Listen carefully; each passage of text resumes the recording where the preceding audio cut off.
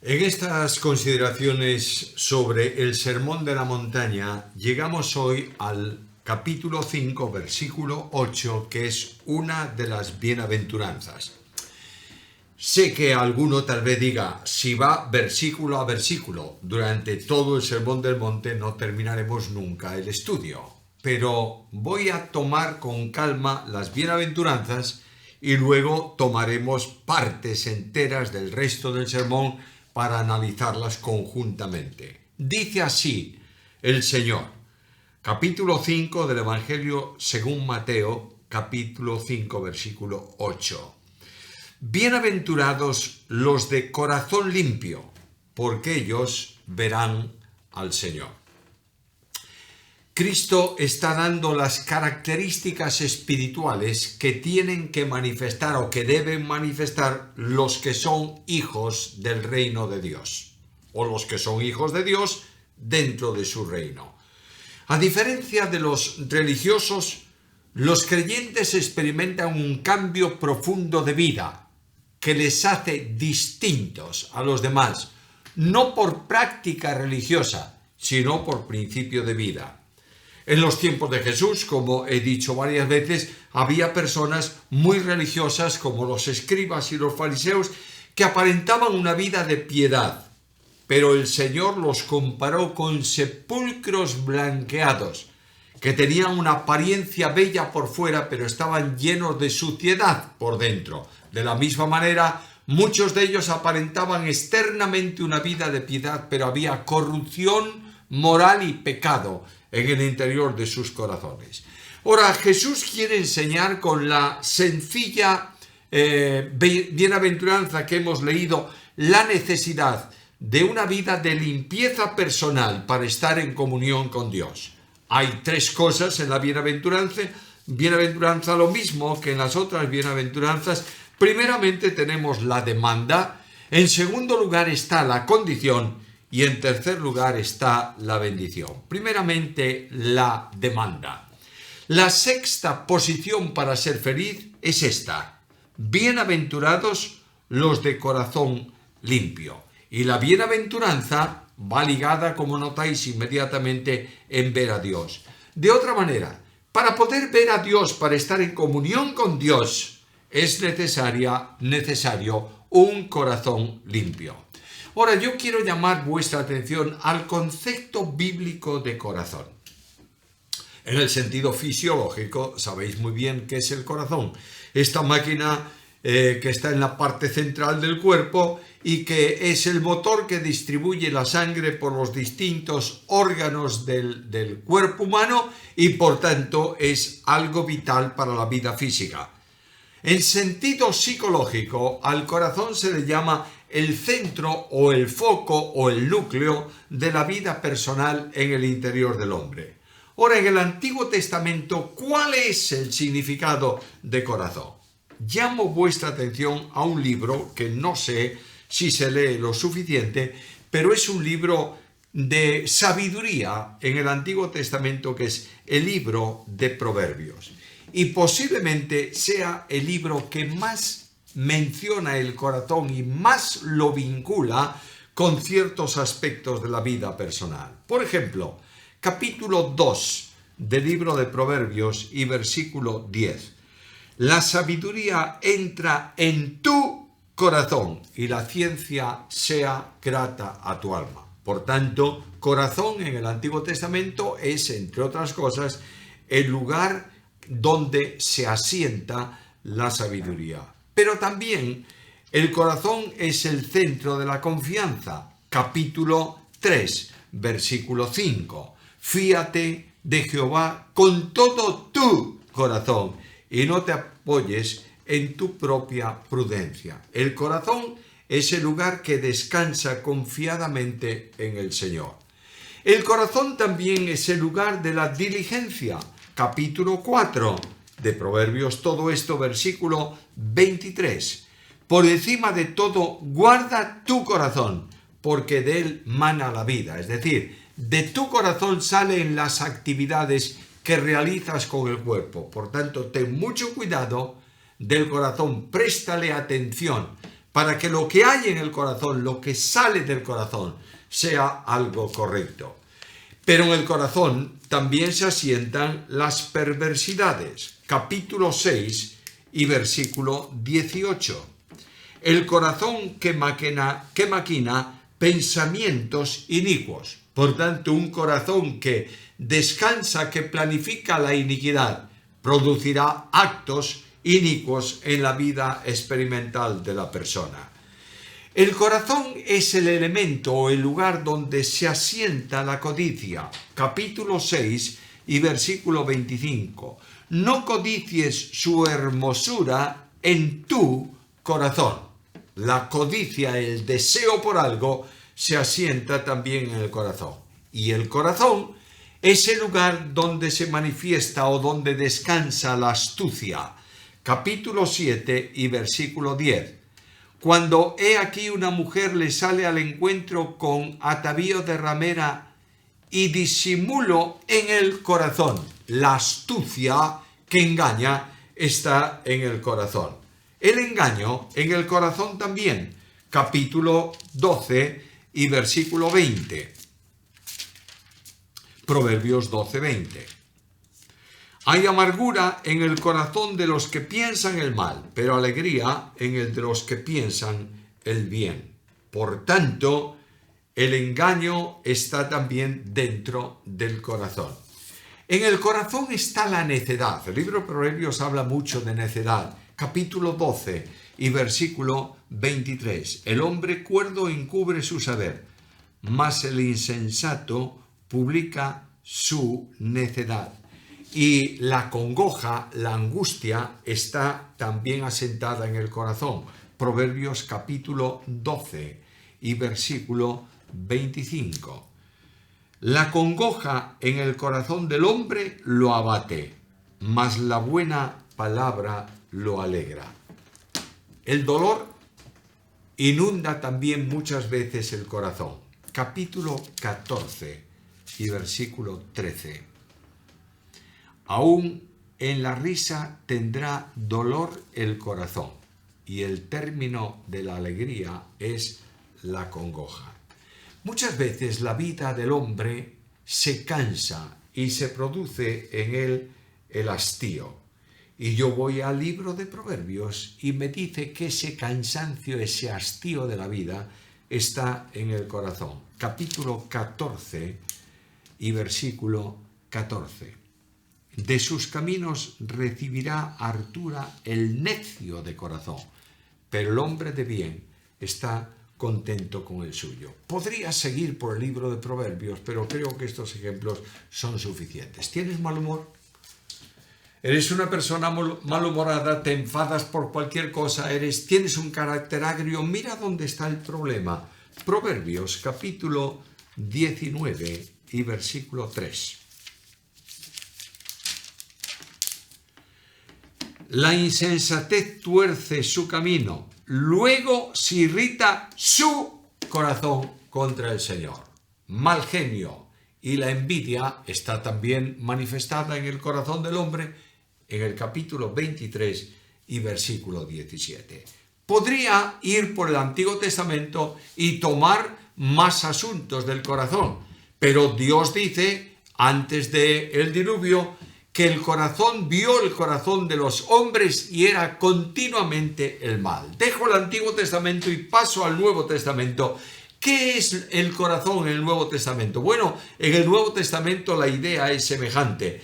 El pecado se comete primero con el corazón, ya que estamos en el Sermón de la Montaña, capítulo 5, donde estamos, y versículo 28. Pero yo os digo que cualquiera que mira a una mujer para codiciarla, ya adulteró con ella. ¿Dónde? En su corazón. Luego, no llega a la práctica del adulterio físico porque no tiene opciones para hacerlo probablemente, pero el deseo para realizar el pecado, para cometer el pecado, está ya en su corazón. Y la Biblia me dice que del corazón de los hombres, Mateo 15:19, salen los malos pensamientos y las malas intenciones. Ahora, los hombres aman a Dios, ¿de qué manera? Relativa, pero Dios pide que sea amado de todo corazón. Está establecido en su ley. Amarás a Dios con toda tu alma, con todo tu corazón, con todas tus fuerzas. La palabra de Dios también se siembra. Y esta palabra de Dios germina dentro del corazón. Lucas capítulo 8, versículos 11 al 15. Ahora, ¿cómo perdonas cuando te ofenden? La ofensa recibida afecta el corazón, pero el perdón sincero se otorga primero con el corazón. Mateo capítulo 18 y versículo 35.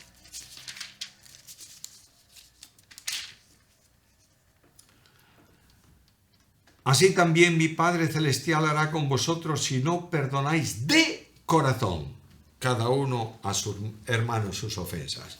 El perdón auténtico surge de la intimidad del corazón. No se manifiesta simplemente con una palabra que dice te perdono, sino que es real, es genuino, es auténtico, es el que otorga el perdón, porque olvida la ofensa recibida. Ahora hay una condición para la bienaventuranza. Bienaventurados los de corazón limpio, porque ellos verán a Dios. ¿En qué consiste, por tanto, la felicidad? En un corazón limpio que puede ver a Dios. Para ello requiere limpieza de corazón. El reino, en relación con la limpieza del corazón, es evidente. Cuando el hombre pecó, a causa de la caída, el corazón contaminado se alejó de Dios y dejó de servir y de honrar al Creador. Y el hombre, separado de Dios, trató de cubrir su desnudez con hojas de higuera. Leo Génesis capítulo 2 y versículo 7.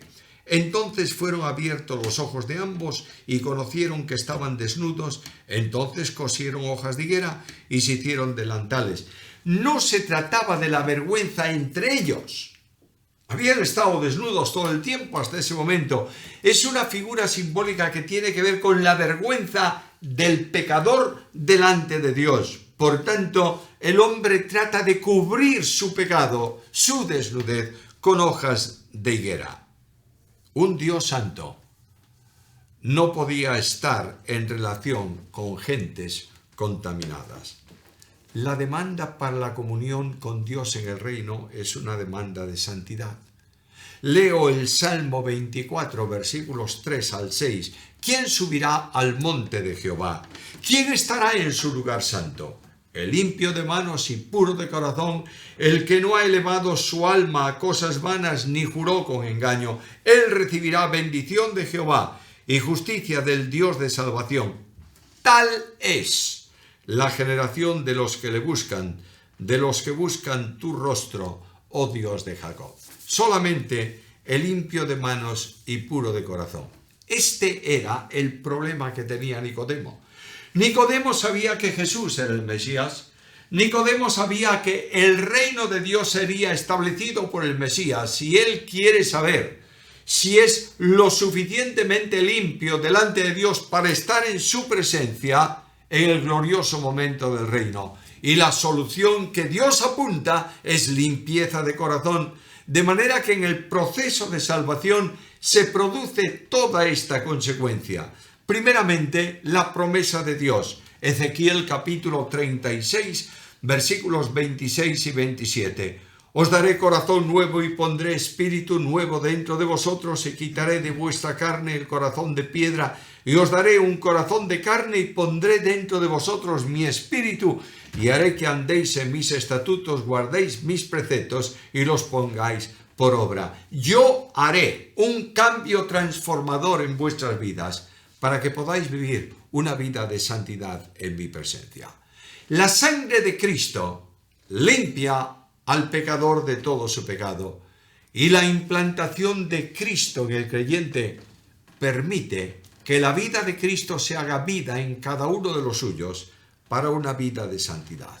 Ese corazón está en sintonía con Dios y el Espíritu Santo está cumpliendo la misión que Dios le ha encomendado para este tiempo de la santificación y es reproducir a Cristo en la vida de los creyentes. Y voy a Gálatas capítulo 5 versículos 22 y 23. y descubro que hay 9 perfecciones de la vida santa que el Espíritu Santo produce en el corazón del salvo. En ese corazón no tiene cabida las obras de la carne. Por tanto, Dios dispone los elementos necesarios para la santidad de vida del creyente a fin de que pueda verlo, espiritualmente hablando, pueda estar en su presencia. El remedio continuo para la limpieza de corazón es la confesión delante del Señor. Todos nosotros necesitamos ejercer esta oración de confesión y venir al Señor y confesar lo que hemos hecho incorrectamente. Recordad siempre que confesar no significa contarle al Señor nuestras faltas y problemas que ya conoce. Confesar significa decir lo mismo, es decir, tú quieres que yo sea santo. Señor, yo asumo el mismo pensamiento y afirmo la misma verdad. Y confesando de esta manera, Dios restaura nuestra comunión, impedida muchas veces por las caídas y los fracasos espirituales de nuestra vida, y nos coloca en la condición de ser bendecidos. Mira el versículo. Bienaventurados los de corazón limpio, porque ellos verán a Dios. La bendición de la bienaventuranza tiene como consecuencia ver a Dios. Claro está, el mundo religioso católico habla de la visión beatífica, es decir, que cuando nosotros estemos en la presencia veremos la imagen del Padre y la plenitud de la imagen de Dios. La Biblia enseña que al Padre no le ha visto ni se le puede ver jamás, y que la revelación de Dios está en el Hijo, en quien nosotros veremos a Dios porque le veremos como Él es. Y esto equivale a una vida de comunión íntima con Dios. Es la visión cotidiana y transformadora que tú y yo necesitamos. Escucha lo que dice Pablo en 2 Corintios 3:18. Por tanto, nosotros todos, mirando a cara descubierta como en un espejo la gloria del Señor, somos transformados de gloria en la misma imagen, como por el Espíritu del Señor. El Espíritu Santo transforma al creyente reproduciendo en nosotros la imagen del Señor. Y cuando nosotros nos acercamos al espejo y nos vemos reflejado las perfecciones de Cristo en nuestra vida. Por eso es una condición que el escritor a los hebreos enfatiza profundamente. Seguid la paz con todos y la santidad, sin la cual nadie verá al Señor. Paz y santidad tiene que ver con la santificación. Apartarse de todo aquello que es pecaminoso. Seguir la santificación como objetivo prioritario de la vida. Recuerda aquel versículo tan conocido de Filipenses 2:12, ocupaos de vuestra salvación con temor y temblor. Y el resultado de poder ocuparse de la santificación y ser santos como Cristo es santo, es el poder de Dios operando sin límite en el creyente. Y dice Pablo en la carta a los Filipenses, capítulo 2 y versículo 13, porque Dios es el que en vosotros produce el querer y el hacer por su buena voluntad. Vuelvo al texto. Bienaventurados los de corazón limpio, porque ellos verán al Señor. Voy a expresarlo en forma negativa. ¡Ay de los impuros de corazón! Porque nunca verán al Señor. Ver al Señor está relacionado con la comunión con Él que produce las bendiciones. Recuerda que en la experiencia de la vida de Moisés, esas bendiciones que él tiene, los éxitos en su caminar, la dirección del pueblo rebelde permanentemente, pero perseverando él en lo que Dios le había encomendado, nos da el secreto y la clave. Moisés se sostuvo como viendo al invisible. Hebreos capítulo 11 y versículo 27. La oración que levantamos a Dios es respondida cuando tenemos las manos limpias. Primera carta a Timoteo, capítulo 2, versículo 8, quiero que todos los hombres oren con manos limpias. Y de forma especial, una relación de limpieza con los hermanos de la familia espiritual. No puedes olvidar nunca, no debo olvidar jamás que de la abundancia del corazón habla la boca. Y no solamente tiene que ver con expresiones de vida, sino también con palabras auténticas de nuestras conversaciones. ¿De qué estás hablando tú? ¿Cuál es la conversación que es habitual en tu vida? ¿De qué te estás alimentando? La demanda solemne está recogida por Pedro. Voy a leerla directamente en el versículo para no equivocarme. Carta primera de Pedro, capítulo 1 y versículo 15. Epístola de Pedro, capítulo 1, versículo 15. Sino que así como aquel que os llamó es santo, sed también vosotros santos en toda vuestra manera de vivir. Solo en santidad funcionas. Cuando no hay ninguna interrupción entre la comunión tuya y Dios, funcionas en tu vida espiritual. Hoy en día los automóviles han variado una barbaridad, pero cuando yo era muy joven, los automóviles tenían un distribuidor de electricidad para que las bujías encendieran en su momento oportuno, y eso se llamaba, al menos aquí en España, el Delco. Ese Delco, había un coche inglés que tenía el Delco situado en el frontal del motor, al lado mismo de la parrilla del frente del coche. Cuando llovía intensamente, el agua salpicaba el Delco y se producía un cortocircuito y las bujías no encendían. Venía una noche de viaje de una ciudad del norte de España, llegué a un puerto de montaña y mi gran sorpresa es que vi un automóvil igual que el que yo tenía un automóvil de esa marca, arrimado al borde de la carretera con las luces encendidas y dos personas dentro. Hoy nadie hubiera parado, pero entonces teníamos la costumbre de detenernos y me arrimé a la parte de atrás del automóvil y me bajé. Dentro del automóvil, una señora, una madre y una hija. Y me dijeron, si usted pudiera llevarnos por favor hasta el pueblo más próximo porque no nos anda el automóvil. Y le dije, ¿dejó de funcionar aquí y ahora? Sí. ¿Me permite usted que le eche una ojeada al Delco? Ella no sabía lo que era el Delco, ni mucho menos. Y yo le dije, mire, por favor, ábrame el motor. Abrió el motor del automóvil, el capó del motor, me metí dentro y efectivamente el Delco estaba mojado. De modo que saqué el Delco.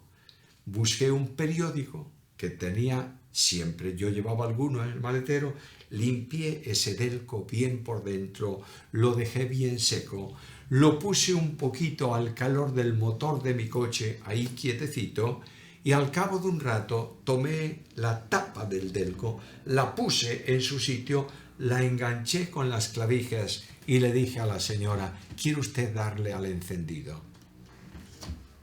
Giró la llave y encendió el coche. Y yo le dije, ve usted, el problema que tenía es que el Delco se había mojado. De modo que, mire, vamos a ponerle en la parrilla del coche este periódico. Y usted va a seguir. Puse el periódico, como yo tenía otro en la mía, puse el periódico ahí adelante, evitando que el agua de la lluvia entrara y mojara nuevamente esa pieza del motor. Y le dije, siga usted. Ella me dijo, tengo miedo de seguir y que me quede más arriba. Le dije, yo voy a acompañarla detrás de su coche hasta que lleguemos al próximo pueblo. Subió tranquilamente todo el puerto, bajamos el puerto, pasó el pueblo, yo la saludé y seguí mi ruta porque iba un poco más rápido que ella. No funcionaba porque no había buena conexión con la corriente. No podemos funcionar en nuestra vida cristiana separados de Dios.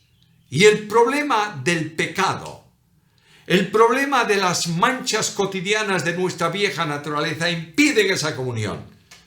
Y el texto de la bienaventuranza, ven a mi encuentro y me dice, bienaventurados los de limpio corazón, porque ellos verán a Dios. Necesitamos tú y yo una renovación espiritual cada día y ahora mismo. Y ahí donde tú estás viendo este programa, puedes cerrar tus ojos y decirle al Señor, Señor, ayúdame para vivir una vida de compromiso de santidad, para gloria de tu nombre y para bendición personal, porque yo quiero verte cada día de mi vida actuando en bendiciones para mí. Que Dios os bendiga.